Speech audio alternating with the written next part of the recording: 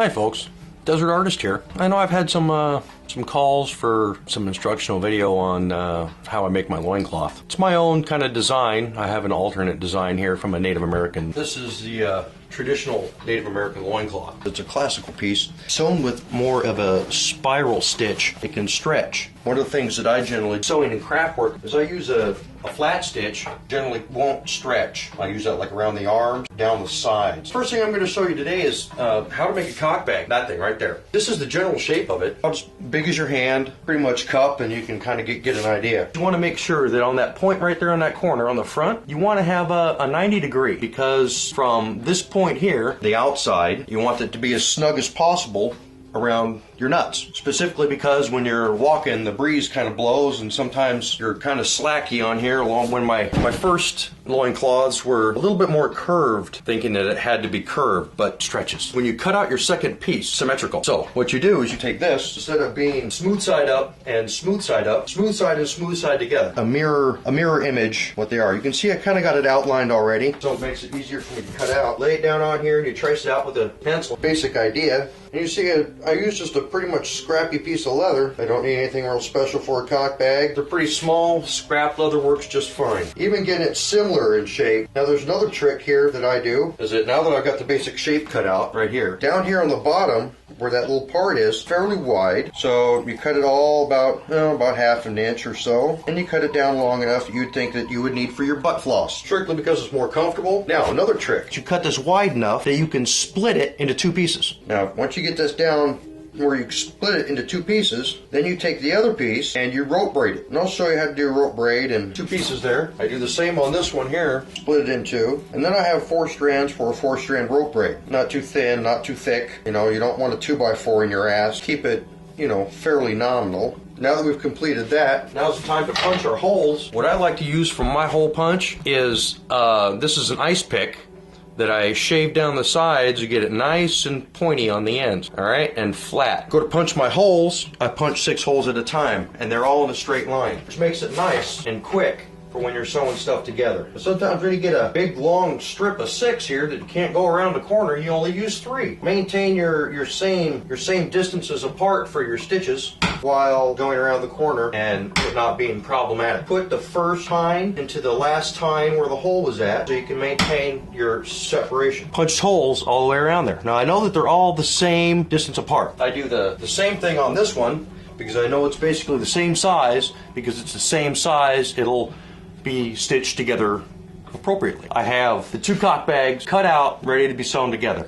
First off, I need to refresh everybody on the did and the reason why. Now this is the basic shape of the cock bag here. This is about from the center point here down to about the butt floss is about the length of my thumb and forefinger. Now that can vary depending on the size of the person, obviously, and you can judge that. Well, you know how to judge that. And the reason why we did this basic shape, and remember I stressed it was important that we have this 90-degree angle here. The reason why we want that 90-degree angle here is so that when we put it here in the front, that we can adjust the tension that it is down here.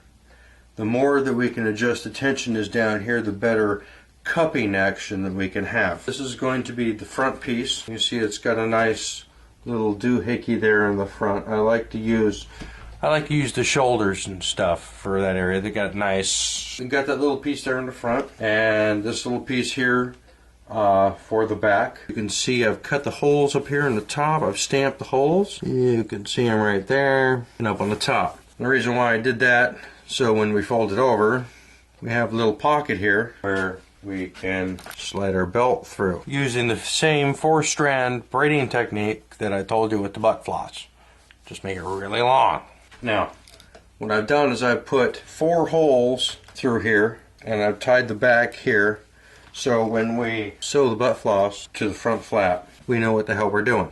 I've already punched the holes for that as well, along there and along the top. The way that we figure out where the center is at, because that's basically all we need to know is where the center's at. So where the center is, the center is, the center is, the center. Fold it in half. Remember, we want that cupping action, and we know hole punch here. It's same width across. Snazzy, huh? All we have to do is fold it in half, punch it once, and then sew it on. We're ready to go. Now remember, we want to have that little V action going on so we can have proper cupping up in here. So being as we know we need that, then we just do it. No question who, what, where, when, why, how. Measure and distance. You fold it in half. Remember, we want it down in the middle, up on the sides. Run it up to the center point. Punch our holes in, and we're ready to go. So these, to those holes, run this up to the little doohickey on the back flop, and I'll put this together and I'll show you what it looks like. Now I've done a couple extra things to my cock bag.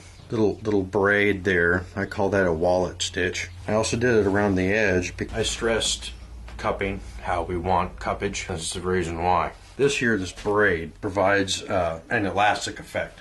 Or there's a little stretching in there that accommodates nicely for cupping. Besides the cool little stitching on the side, you can see the same pattern. The butt floss here. All I did was stitch it to the front flap, stitched it to the front. And for the back, how I attached the butt floss to the rear flap was like one of those Chinese finger traps. And what that does, that provides for ease of sliding if you need to adjust it for length. So anyway, and on the back, I just tie up the square knot on the back and tie it on the sides with a square knot, and voila, you have a loincloth just like mine. You too can have the loincloth just like mine. Hey, you all have a great day. Be creative, be safe, be observant.